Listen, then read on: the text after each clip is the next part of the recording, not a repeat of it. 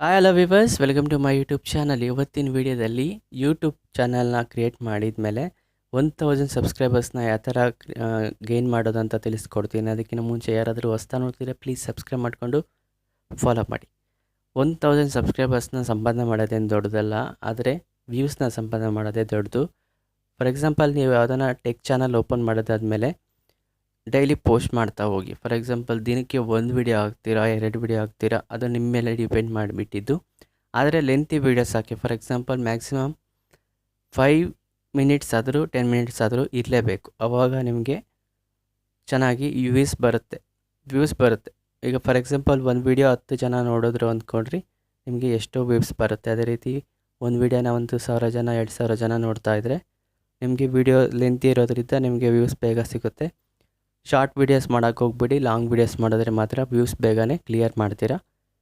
ಒಂದು 40,000 ಜನ ನೋಡಿದ್ರೆ ಒಂದೇ ವೀಡಿಯೋನಲ್ಲಿ ನಿಮಗೆ ವಾಚ್ ಅವರ್ಸ್ ಬಂದುಬಿಡುತ್ತೆ. ಅದೇ ರೀತಿ ಸಬ್ಸ್ಕ್ರೈಬರ್ಸ್ ಏನು ನೋಡ್ತಾರೆ ಅಂದರೆ, ನೀವು ಯಾವ ಥರ ಪೋಸ್ಟ್ ಮಾಡ್ತೀರಾ, ಯಾವ ಥರ ಮಾತಾಡ್ತೀರಾ, ಅದೇ ರೀತಿ ಯಾವ ಟಾಪಿಕ್ ಮೇಲೆ ಎಷ್ಟು ಸಮಯದಲ್ಲಿ ಕ್ಲಾರಿಫೈ ಮಾಡ್ತೀರಾ ಅನ್ನೋದು ಕೂಡ ಫುಲ್ ಡೀಟೇಲಾಗಿ ಎಕ್ಸ್ಪ್ಲೇನ್ ಮಾಡಿರ್ತೀರ. ಅವ್ರು ನಿಮ್ಗೆ ಇಷ್ಟ ಆದರೆ ಪಕ್ಕಾ ಸಬ್ಸ್ಕ್ರೈಬ್ ಮಾಡ್ಕೊತಾರೆ. ನಿಮ್ಮ ಕಂಟೆಂಟ್ ಇಷ್ಟ ಆಗಬೇಕು, ನಿಮ್ಮ ಪೋಸ್ಟ್ ಇಷ್ಟ ಆಗಬೇಕು, ನಿಮ್ಮ ಎಡಿಟಿಂಗ್ ಕೂಡ ಎಲ್ಲನೂ ಇಷ್ಟ ಆದರೆ ಮಾತ್ರ ನಿಮಗೆ ವ್ಯೂಸು ಬೇಗ ಬರುತ್ತೆ, ಎಲ್ಲನೂ ಕೂಡ ಚೆನ್ನಾಗಿರುತ್ತೆ. ಅದೇ ರೀತಿ must and should second option ಏನಂದರೆ, ತಮ್ನೈಲ್ನ ಕರೆಕ್ಟಾಗಿ ಕ್ರಿಯೇಟ್ ಮಾಡಿರಬೇಕು. ತಮ್ನೈಲು ನೋಡ್ತಾ ನಿಮ್ಮ ವೀಡಿಯೋಸ್ನ ನೋಡೋಕ್ಕಾಗೋದು.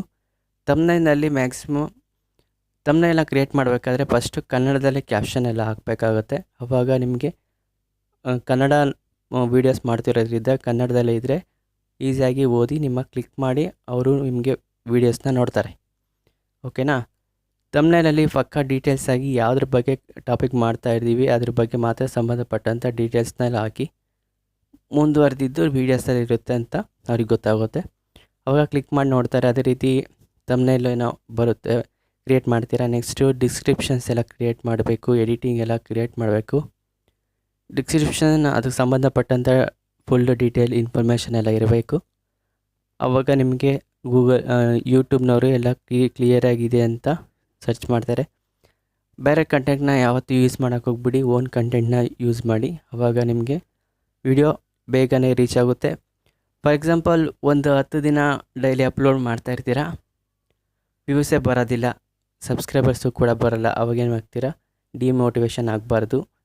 ವ್ಯೂಸ್ ಬರದೇ ಇರಲಿ, ನಿಮ್ಮ ಕೆಲಸನ ಯಾವತ್ತೂ ಬಿಡಲೇಬಾರ್ದು. ಸುಮ್ಮನೆ ದಿನ ಅಪ್ಲೋಡ್ ಮಾಡ್ತಾನೆ ಹೋಗಿ. ಓಕೆನಾ?